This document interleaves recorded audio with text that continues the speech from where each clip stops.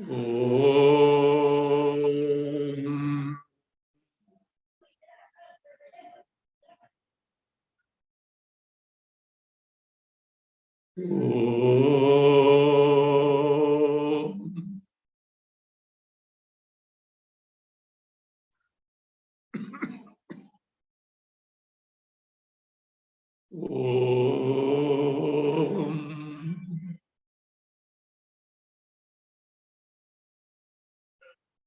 Mukam karoti vachalam pangum langayate girim yat kripatamaham vande paramananda madhavam sada shiva samarambam shankaracharya madhyamam asmadacharya paryantam Vande Guru Parampara.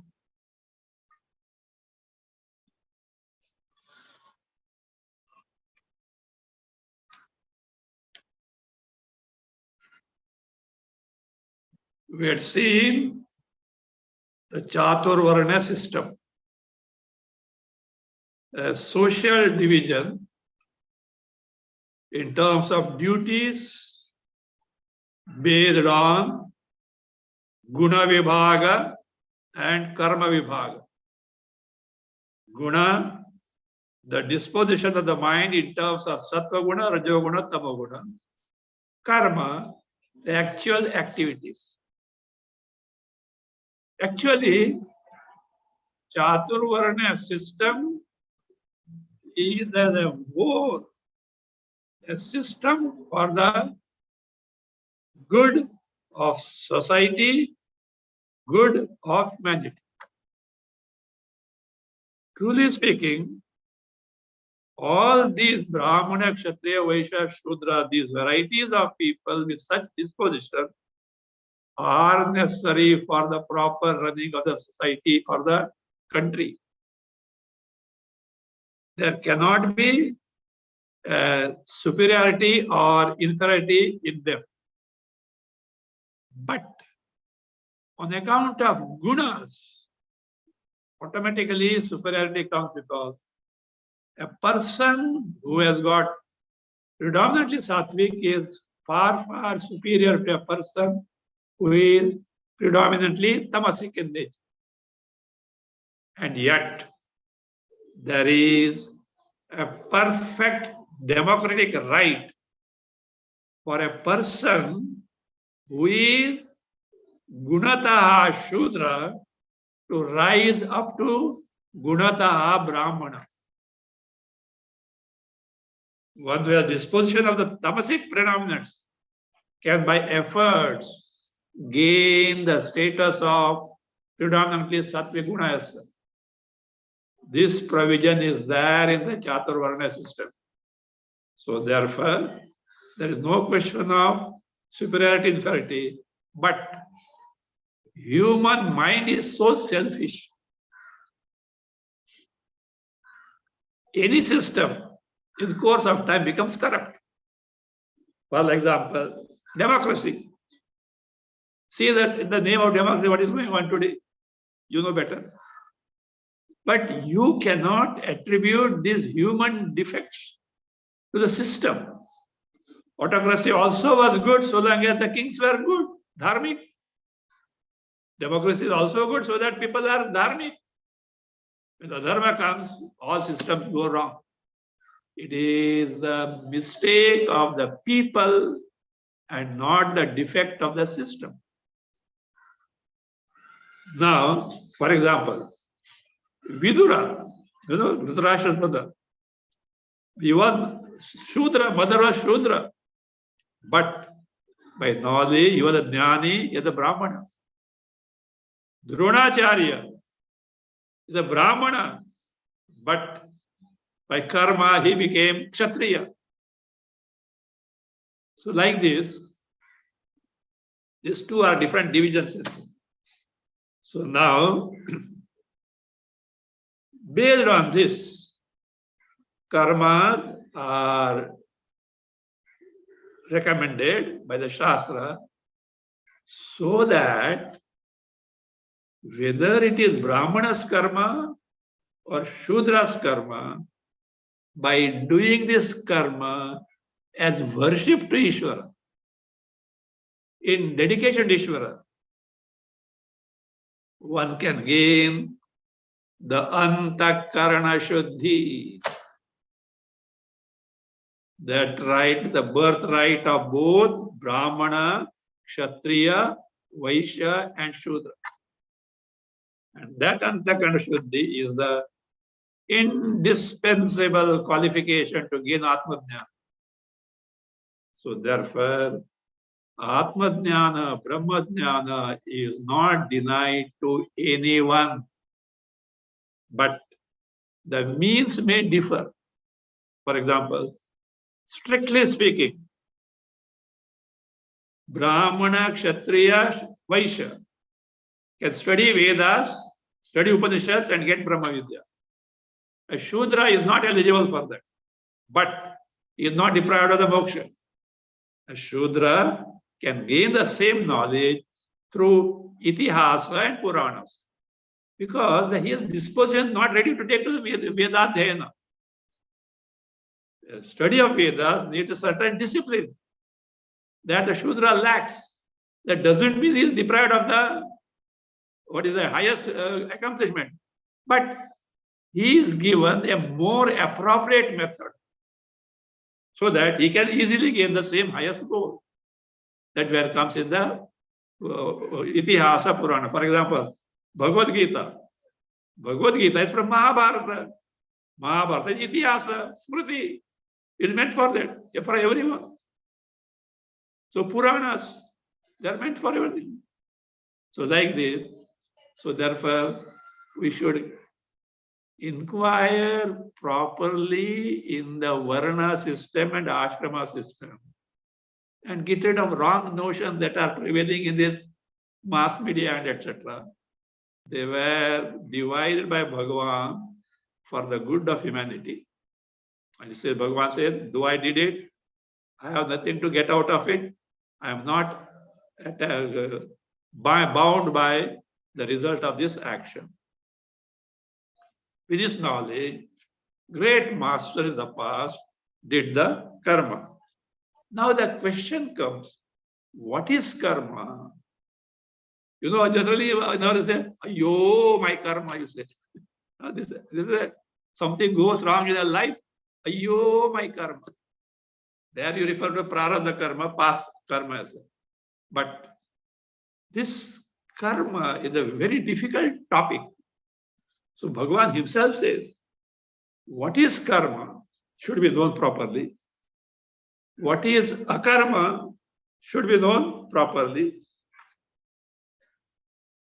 So that is absence of karma should be known. What is vikarma, that also should be known. Vikarma means prohibited karma. Karma, akarma, and vikarma. These are to be known. And he says, Arjuna, this topic is such that even great masters and the saints have got confused about this. They have got confused about this. So therefore, karma should be known. What is karma? What is prohibited karma? Vikarma should be known. What is akarma in the sense tushni bhav, absence of karma? That also should be known. Bhagavan himself says, Gahana karmana gati. Gati in the sense, the true nature of karma is, Arjuna, very, very difficult to know. So therefore, one should know this, exactly what they mean. Having told this, Krishna does something strange. What he said? Karma should be known. Vikarma, Visheda karma should be known. Akarma should be known. Vikarma Nishiddha karma is, everybody knows. The karmas prohibited by the Shastras. Everybody knows, but there is no inclination to follow that. Avoid, that is not there. Anyway, that is it. So now this, what is karma and akarma? He says, he makes a statement.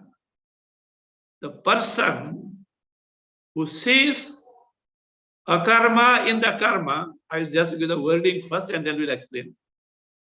See, the person who sees akarma in the karma and in akarma, the karma, is the most wise person. And he is a person who has accomplished all that needs to be accomplished in life, human life. Do you agree? The statement itself is a contradictory statement. In our local language, ये क्या उल्टी खोपड़ी है? Person who sees in karma the akarma, and in akarma the karma. What is to be known? See, this is why Bhagavad Gita is prasanna gambhira. Outwardly, it appears very pleasing and simple, but it is profound. Now, let us analyze. The person who sees akarma in karma, you know what it means? Karma is performs the karma, taking to actions, activities. Akarma means absence of them. But what type of absence?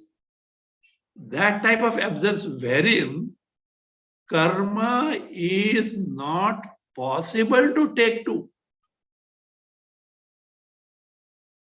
We'll come to the point. In karma, you are doing karma, whatever it may be. You are studying the Shastra, it is a karma. What all means are you using? Body, of course.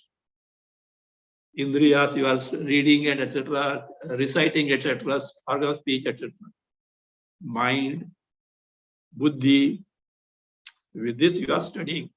Let us say Bhagavad Gita studying. You are doing this karma. Now, in this karma of yours, what we mean by seeing a karma where karma is not possible, it is like this. When I am pressing into function, the body, indriya, senses, the mind, intellect, these are all gadgets. These are all upadhis. These are all means. But in and through them, the one who enlivens them, the one who activates them, is Chaitanya. Chit, the pure consciousness principle, pure awareness principle, wherein there is no karma possible.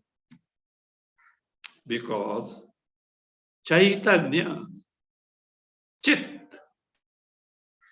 the only sentience principle, only pure consciousness principle, the only pure awareness principle, is free from, devoid of all these gadgets, body, indriyas, mind, intellect, and therefore no karma is possible.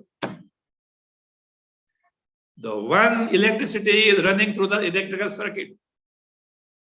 There's a bulb giving light, there's a fan giving the breeze, the air conditioner cooling, refrigerator cooling, heater heating, the TV giving a form, radio giving a sound, all these karmas at this level. But in and through that electricity, the one principle electricity, free from gadgets, has no karma at all. In its presence, all these karmas take place. So therefore, the one whose mind is centered in the Chaitanya, otherwise called Atma, in and through the karmas, the actions, the activities at the level of body, senses, speech, mind, intellect. He is the one who sees in karma the akarma, Chaitanya Atma, which is free from karma. You see, and other thing. Akarmanicha karmaya. Now here the second akarma will differ. Akarmicha. In the absence of karma, in the sense, hey, what are you doing? No, nothing. I am simply sitting. I am not doing anything, I am sitting. I am not doing. I am sitting with that I, body. So long as you have got the identity of the body, my dear sir, whether you do karma or do not do karma, you are prone to do karma. Karma is potentially there. You may not do for the time being. So therefore, a karma, in a sitting quiet, not doing anything, but identification of the body is there, and therefore what? In that absence of karma, karma is verily potent. See? In and through the activities of the bodies, senses, speech, mind, intellect, one whose attention is focused on Chaitanya, where no karma are ever possible. On the contrary, in mere non-performance of the karma, in mere absence of karma, wherein bodily identification is there, even if no karmas for the timing are there, potentially karma is there. This vision is said, Saha Buddhiman Manusheshu. He is the Jnani, and he has discovered his Swarupa, and Paramananda Swarupa is discovered. Krishna Karma Krit. He is the one who has accomplished all that can be needed by all karma. Physically not possible. Theoretically means karma so you do for fulfill your desire. Desires you want to fulfill because to be happy, free from sorrow. He is the person who is discovered Paramananda, free from sorrow. As good as he has what? He has done all this. The very important stanza. In and through the activities of the embodiment, focusing the mind on Chaitanya, which is free from karma, where karmas are not possible. The word is used for that. Naishkarmya. Naishkarmya means where karmas are not possible. Why? Upadhi is not there. Embodiment is not there. So that state. And in mere not doing karma, identifying the body, karma is verily present.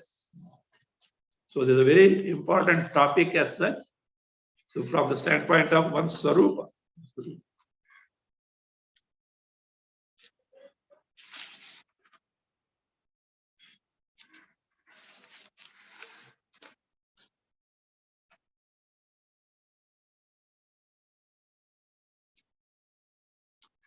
See, merely doing karma by itself is not binding. Binding is a notion. I am doing this. By the result of this, I will be happy, etc. That is what binding is. Otherwise, a person who may do whole lifelong karma, but who is aware of his Swarupa, Chaitanya, me, who doesn't do, what is that? Do any karma. He is the wise man, he is the Atmadhyani, he is the Brahmadhyani. Yasya sarve samarambhaha kama sankalpa varjita. The one whose all undertakings means activities, whether it is for himself or for others, all activities. Kama sankalpa varjita, free from desire, free from notion that I should get the result of this to be happier. He is a person. Jnana lagdhagni karmana. He has destroyed the karmas by jnana, in the sense he has made the karma phala impotent to bind him. Though karma phala is there. Why are you doing karma? So that means mere performance of karma is not the binding. It is the notion that I have to fulfill this with desire, I'll be happy. That is notion is binding in nature. But here is a person who knows the Swarupa, and therefore, from that standpoint, he has no I-ness and minus in what he does. His vision is always the center of the Swarupa. So therefore, he has burnt, as it were, the karmaphala by the fire of Atmadhyana, Brahmadhyana. And such a person,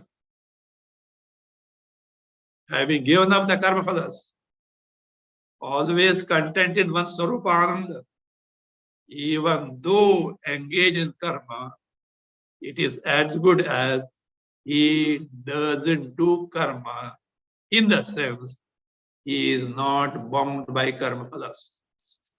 Tektva karma phala sangam nityatrukto nirashraya. Asanga, asakti, priti, attachment to the karma phalas. Having given up. Nityatrukta, always contented because mind is reveling in the Atma Parama Swarupa. Nirashraya, he is not dependent on anything whatsoever in this entire cosmos for his happiness. Even he doesn't depend on his body. Body may continue because of prarabdha karma, but he doesn't need that.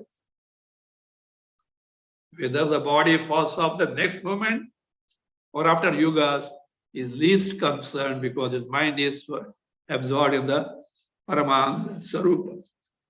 Such a person, even if he does or he is engaged in karma, it is as good as he doesn't do the karma, in the sense it is not binding him at all.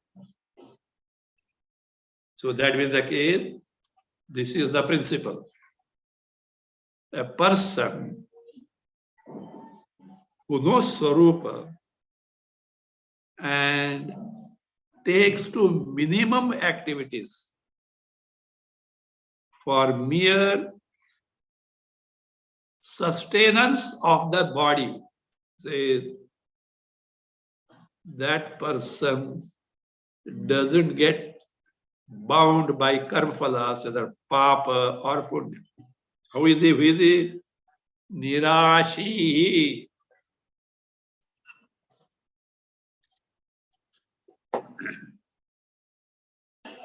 Nirashi, one who has no desires at all, because full and complete Paramananda Swarupa, no self-problem.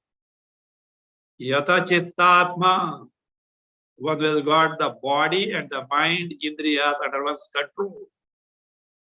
Tekta Sarva Parigraha, all parigraha, all possessions, all properties, all belongings or accepting a thing has given up. Because he doesn't depend at all. But body is there. Little food, shelter, clothing is required. That one. Shariram kevalam karma pura. By simply taking to those which are bare minimum necessities for the body to carry on. By those karma, kilbisham na apnoti. He doesn't get papa punya to get bound by that. See, bare minimum karmas for sustain the body is not counted in binding nature because you have not decided to be hungry. You have not decided to be thirsty. Like a fuel that this mechanism called body needs it. And it will, in fact, in the case of Jnani, prarabdha takes place. Prarabdham pushyati. The movement of past karmas will carry on his body. Little karma here and there, etc. So that is how.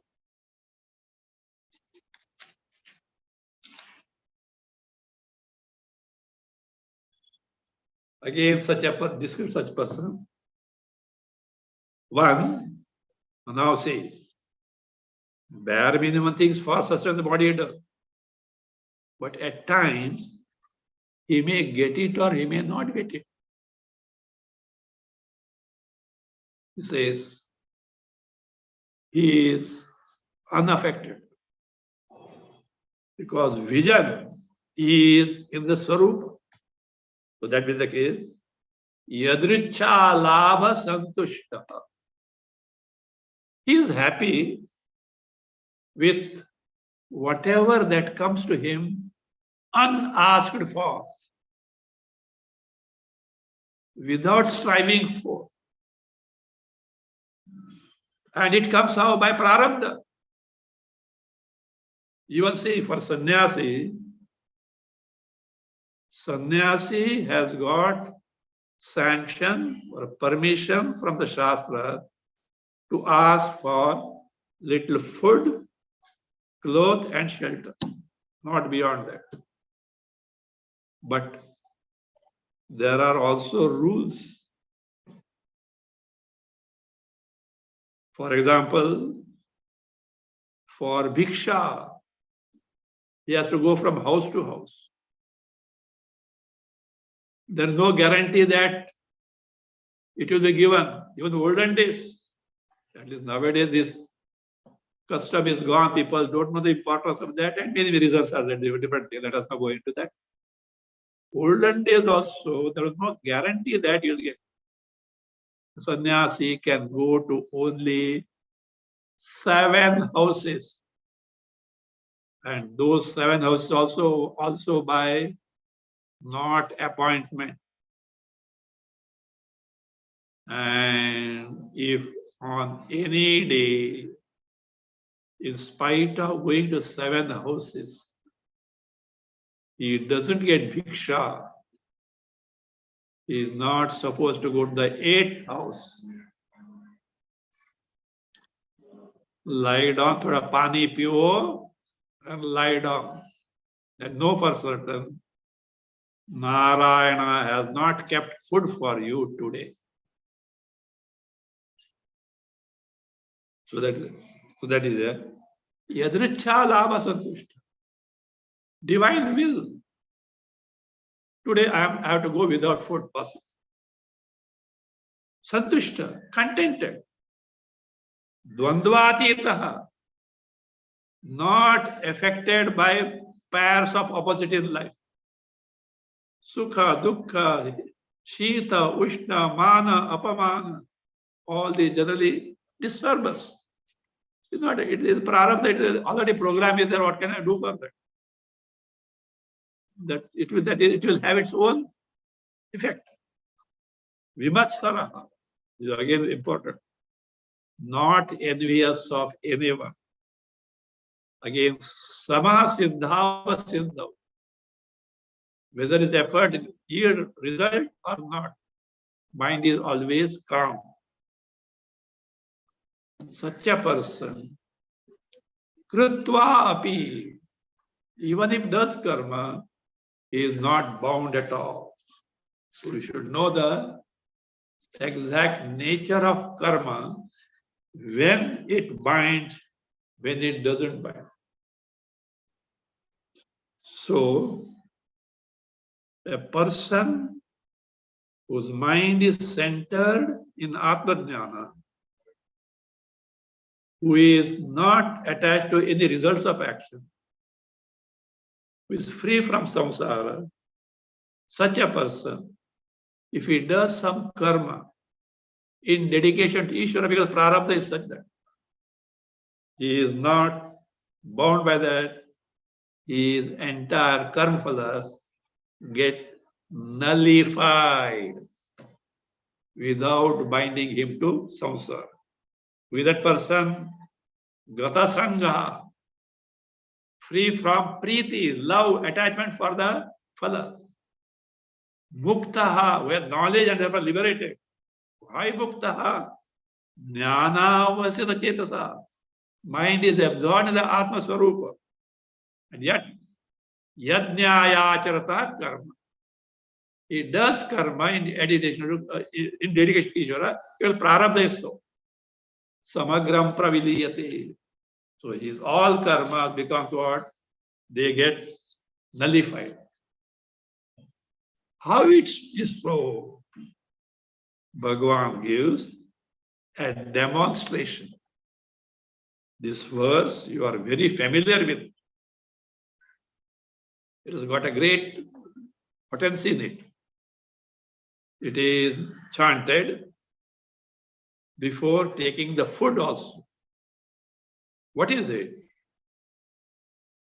The vision of a jnani in doing karma.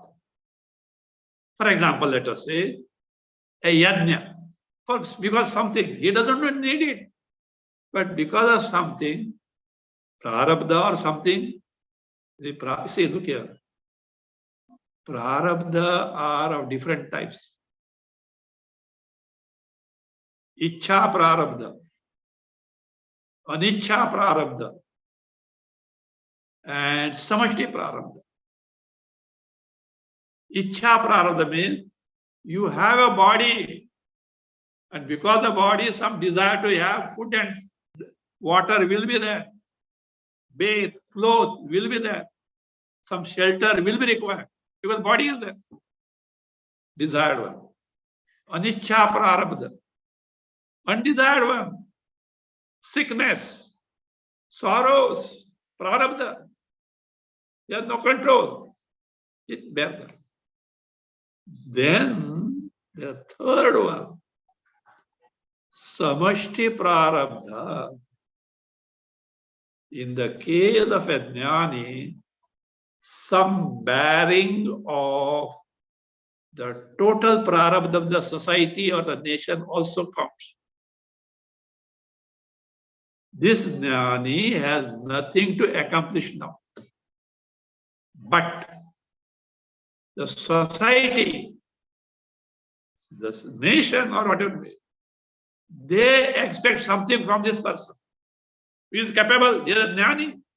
You only can do that.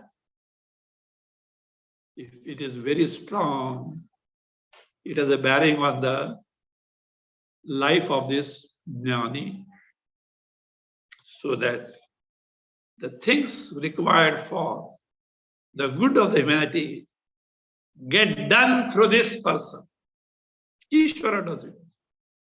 It is a samashti prarabdha, macrocosmic prarabdha, not the individual prarabdha jnani. So this prarabdha. Now, because of prarabdha, he'll do a yajna, let us say, a demonstration. What is his vision? How he looks at it is beautifully explained. You are familiar with this.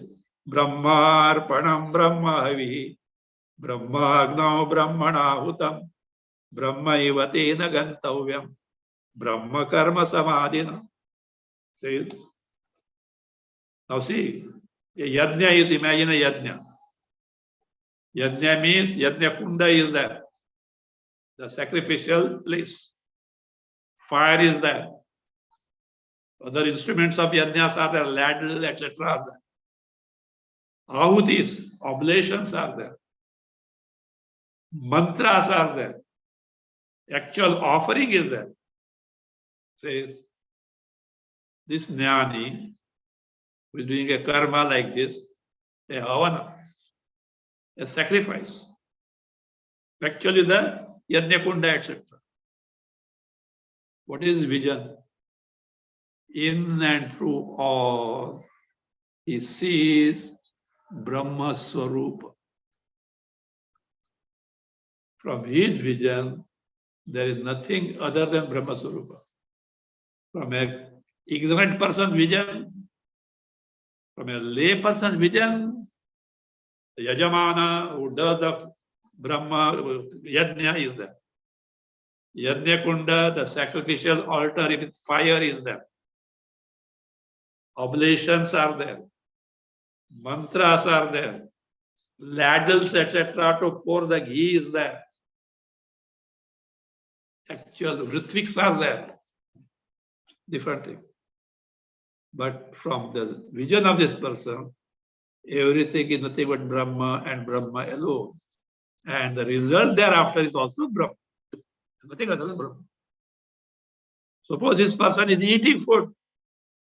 Everything is eater food, eaten food, eating action is food. The appeasement of hunger is also Brahma. Everything is Brahma only.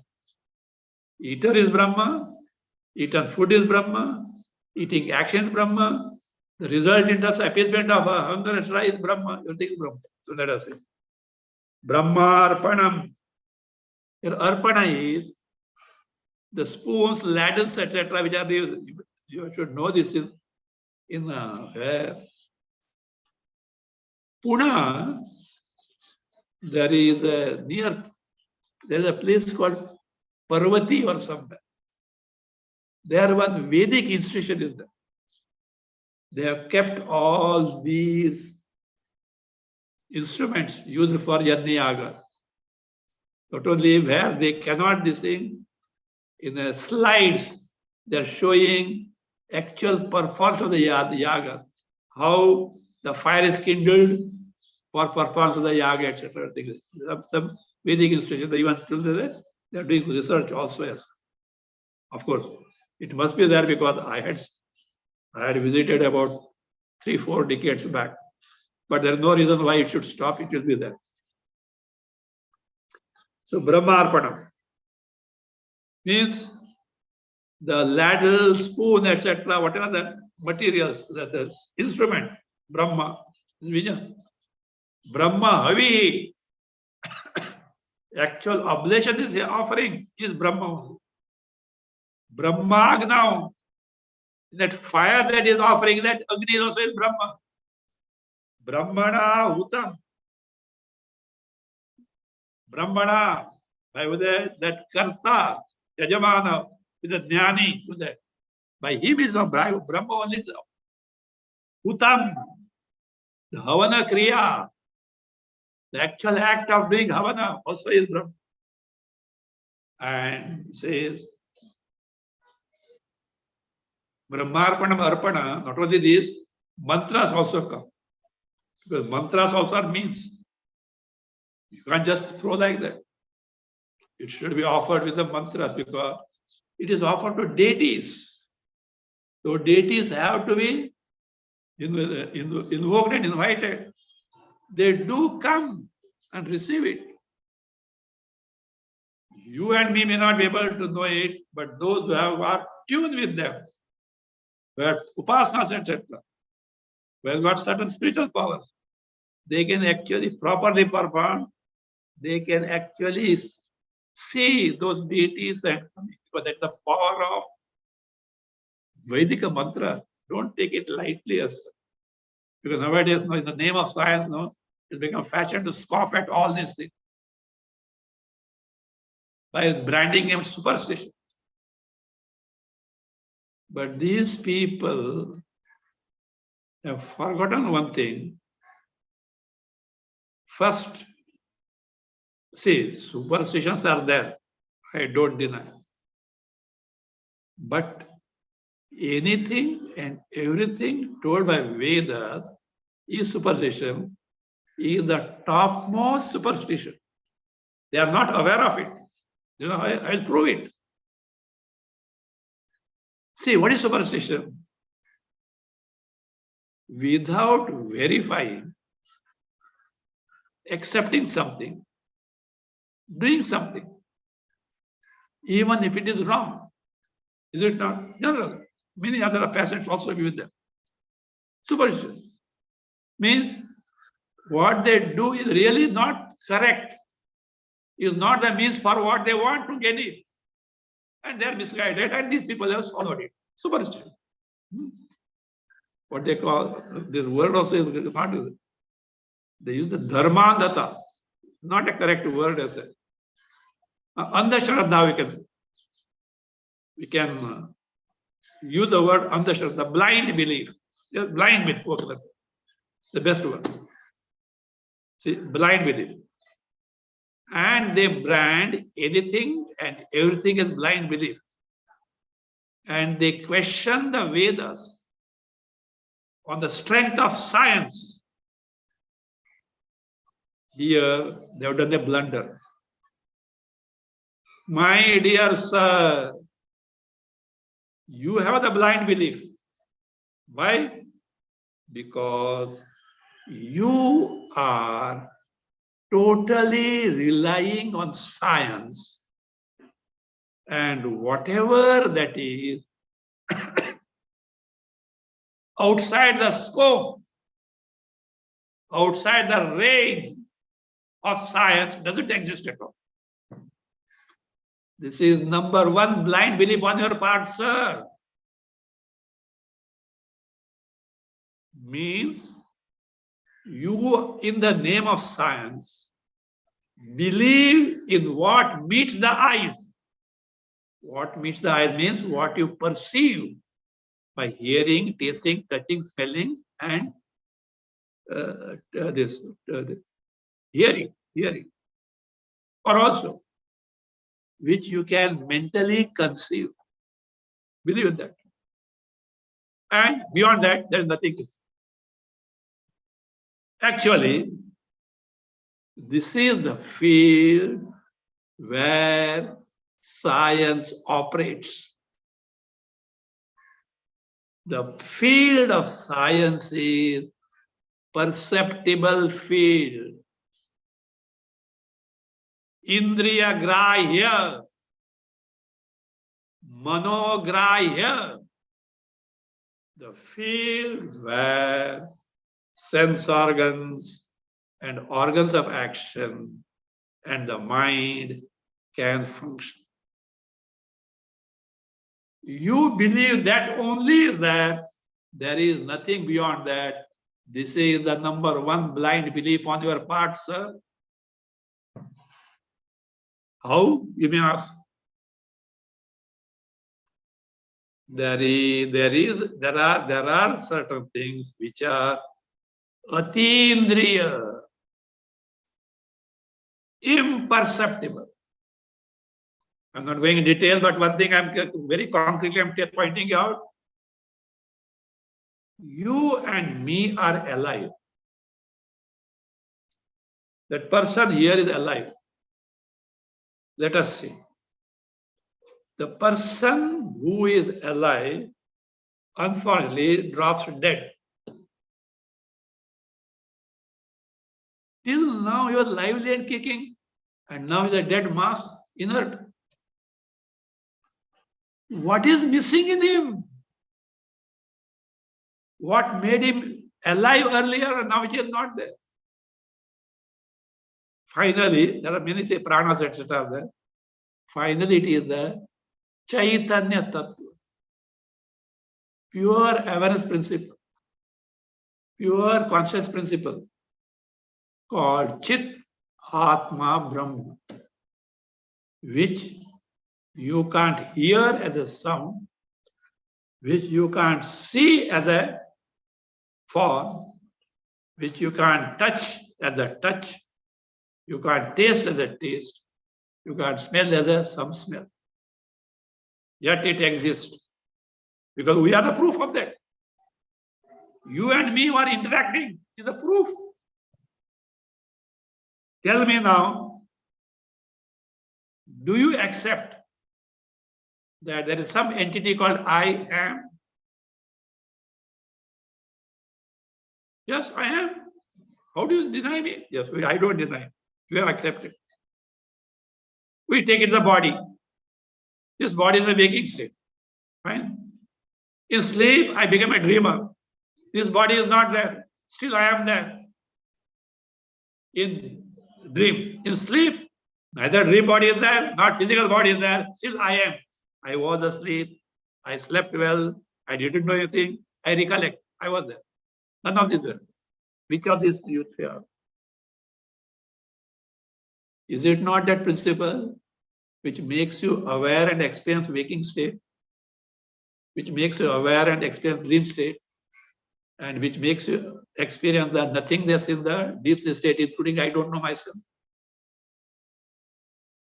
You have to accept the existence of that. That is imperceptible. And you say, what is beyond the range of services doesn't exist. Number one, blind belief.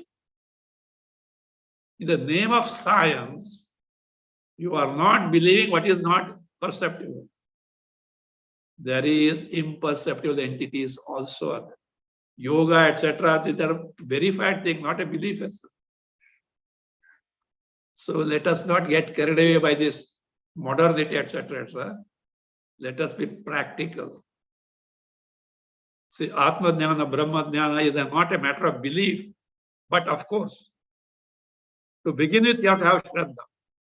Until when? Till you verify it. So Bhagavan is coming. Shraddha is very important to start with, but it should end in your personal verification, personal discovery, and thereafterward, it is no more a matter of belief. It happens to be the truth, sir. So that being the case, see, here is the vision of a jnani if he does the karma. He does the karma. Now, Krishna wants to highlight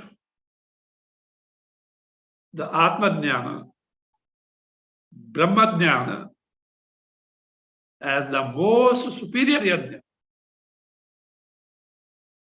To show its superiority, he is describing many varieties of yajnas. Now here be careful.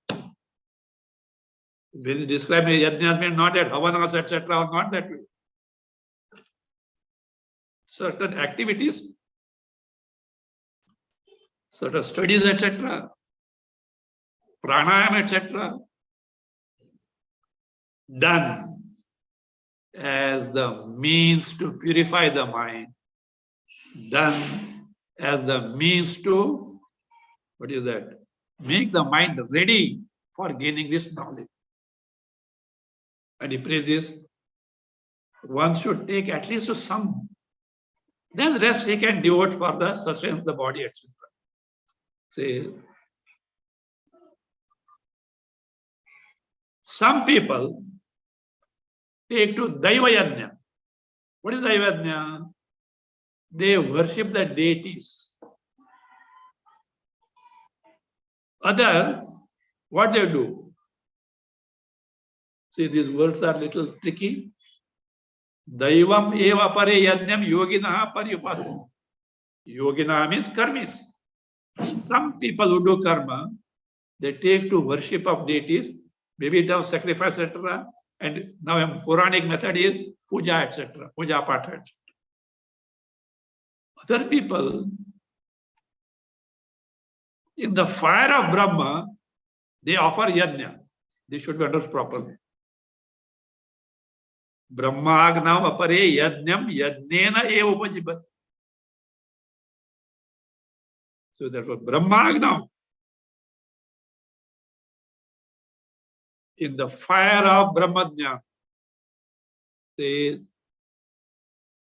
Yajnam, with Yajna, this samsari jiva. Yajnena ye upajivati. They offer by Yajna. The second Yajna is the Adhyatmic vision. Atma Jnana means, in a figurative description, in the fire of Brahma Jnana, Atma Jnana, the hitherto Jiva Samsari is offered and cleansed of his samsara. What remains is Chaitanya Sarupa Atma Brahma. That process is compared to a Yajna.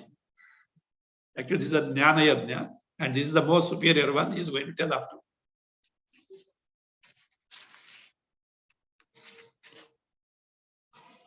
Then he takes the control of the senses, mastery over the sense organs and organs of action. He says, thereby, figurative expression, sense organs and organs of action are offered in the fire of sense control. Simply means practice mastery over indriyas, sense organs. Figuratively, offering the sense organs and organs in the fire of control, mastery over the senses. Those who are not able to do that, a little better one is not better, lower one. You think they're the best one, you may say. What is that? They offer sense objects, Shabda, Sparsha, Rupa, Rasa, Gandha, in the fire of senses, sense organs and organs of action. You may say this is the best one. Because everybody wants the Vishaya Bhoga. No. The control is there. Means they take to bare minimum Vishayas, which are necessary for sustenance, and look as if they offered were in the fire of senses. Control is there. And again, you have to avoid Nishiddha. Prohibited Vishaya Bhoga cannot be taken to. And whatever limited taken is for the sustenance, offer in the senses. A vision of, see one thing. In a fire, you offer oblation, that is yajna. But what is the fire and what you offer differs. And every such thing is compared to a yajna. Only to show that jnana yajna is superior. But these have what relevance. They discipline you. In course of time, they prepare your mind to gain this knowledge. So they are not irrelevant. They are not useless. They have got a role. Like this way, there are many dravya yajna, tapo yajna. Yajnas which are done with materials. Tapo yajna. Ascetic practices as yajna. Yoga yajna. Ashtanga yoga. As a yajna. Then swadhyaya yajna.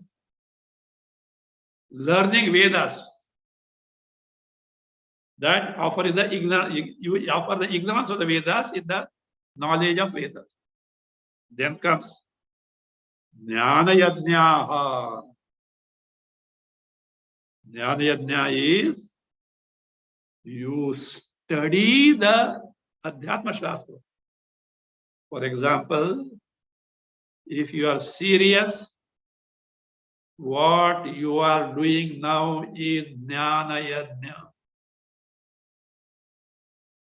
Trying to understand what is my Swarupa, who is Ishvara, what is the reality behind this world, what is the goal of life. Jnana Yajna.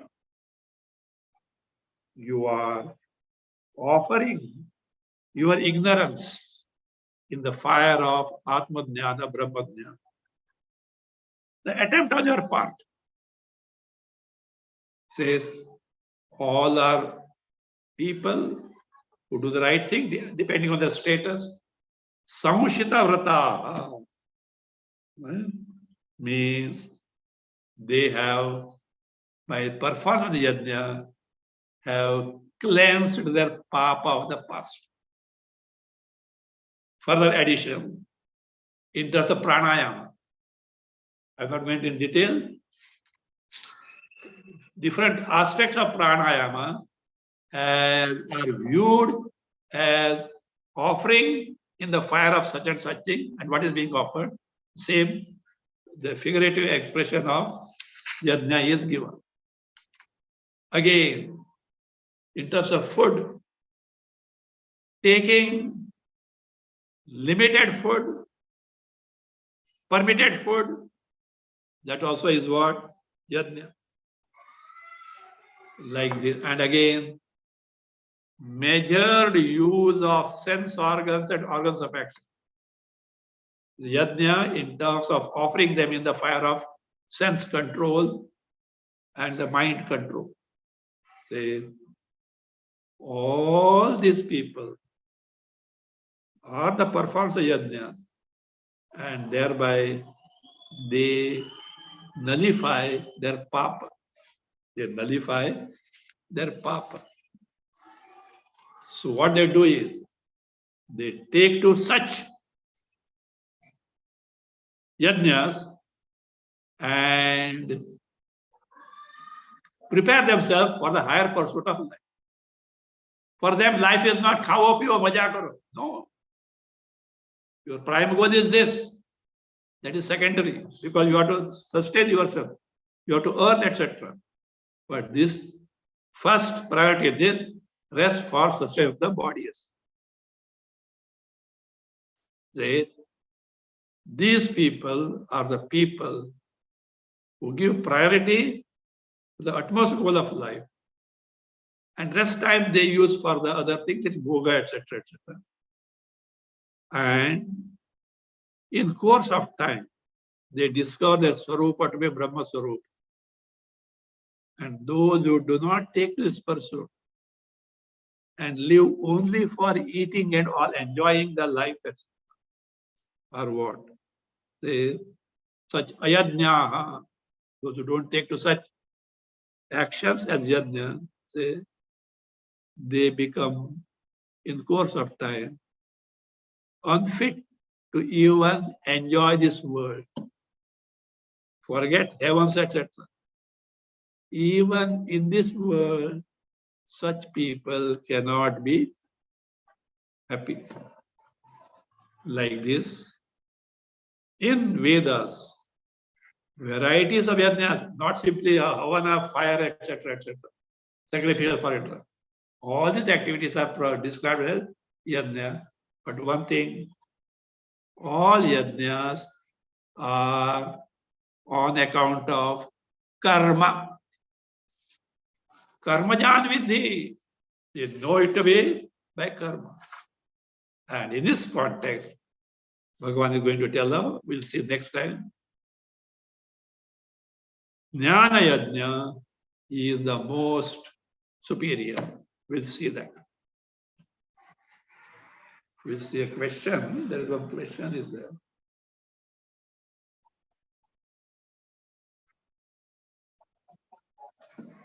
Here is a question.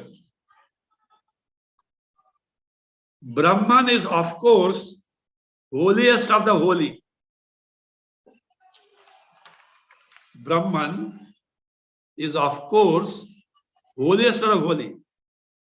In the Vyavaharika world, is there anything holier than other things? Like Ganga, Saligrama, or the sound of Om? Are they really divine, or are we just to do the sankalpa? Means, are they really divine, or we have to imagine they are divine? That's what is sankalpa, that's what we have to view them as divine. I was repeating, Brahman is, of course, holiest of holy. In Vyavaharik world, is there anything holier than other things? Like Ganga, Saligrama, or the sound of Om? Are they really divine, or we just do the sankalp? See, your statement, Brahman is of course holiest of the holy. It presupposes there are many things, and there is something called Brahma also, and he is the holiest. Question is it so? Ask.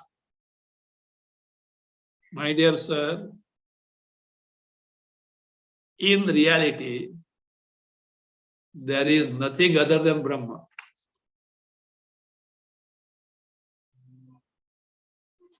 In reality, there is nothing called unholy. But we may not have that acumen to see this truth.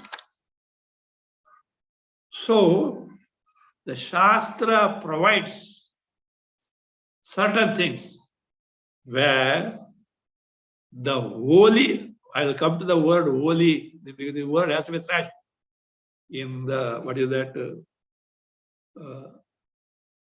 Sanskrit, it's called Pavitra. We'll see that. The so-called holy, say, can be only divinity principle. And that divinity principle may not be in the range of appreciation of one and all, except Brahmajnanis. But the divinity manifests through different upadhis, different embodiments, in a varying degree. All they are called holy, etc. Their degree of variation of holiness is there. So therefore, the ultimate divinity principle alone is pavitra, holy. But depending on the individual manifestation of that holiness, other things also are relatively or at secondary level considered as holy. With this background, let us know what is meant by holy, because we use, nobody has doubt, holy, holy, holy, pavitra. But what exactly means, sir? We should know that. So let us see. Now, holy means normally like this. Whatever that is, morally or spiritually, which is excellent or perfect, is called holy.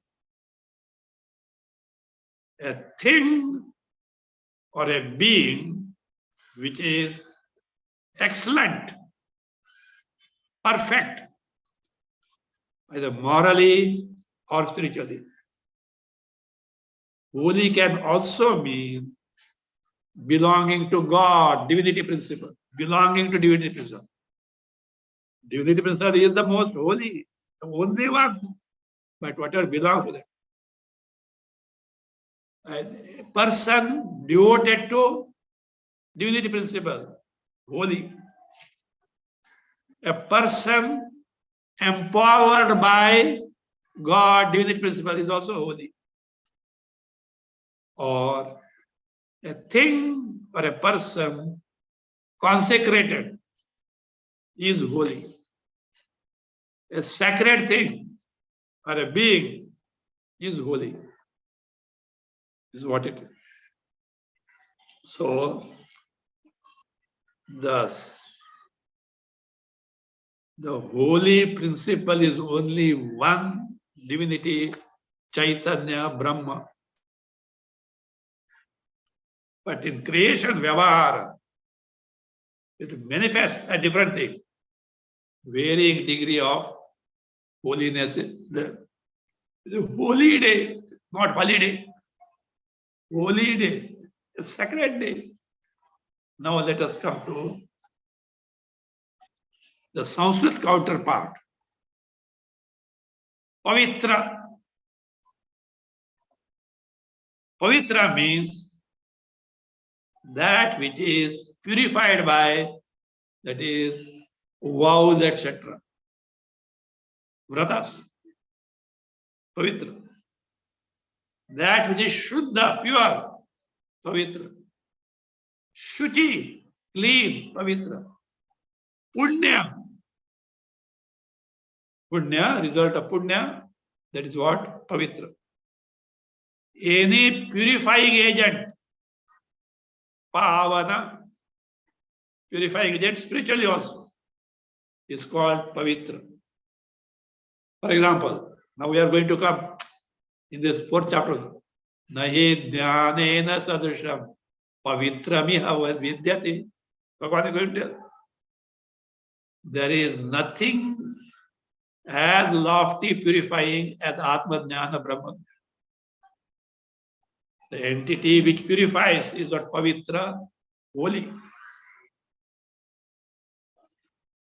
Divinity principle is also called holy. For example, Vishnu is called Pavitra. Those who are familiar with the Vishnu Sahasranama, Prabhuta Trika Guddhama, Pavitram Mangalam Param. Prabhuta Trika Guddhama, Pavitram Mangalam Param. Pavitra. One of the name of Vishnu, divinity principle, Brahma, Atma. Shiva, Mahadeva is also called Pavitra. Pavitram cha mahanchaiva niyamo niyamashita. Names of Shiva. Pavitram. Shiva is also called Pavitra. Maha. All pervasive. Niyamaha, rule, command, as it were, the Ishwar.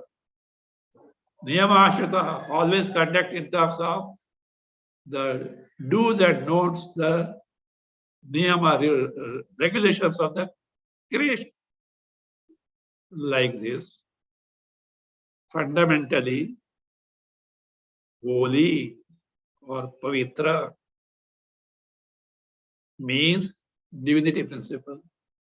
But same divinity principle manifests through different types of upadhis.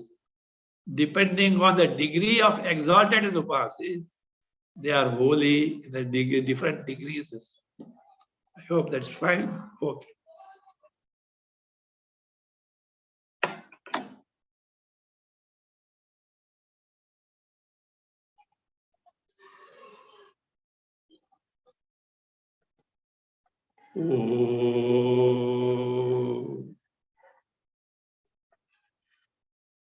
Samasta loka sukhino bhavantu. Om Shanti Shanti Shanti.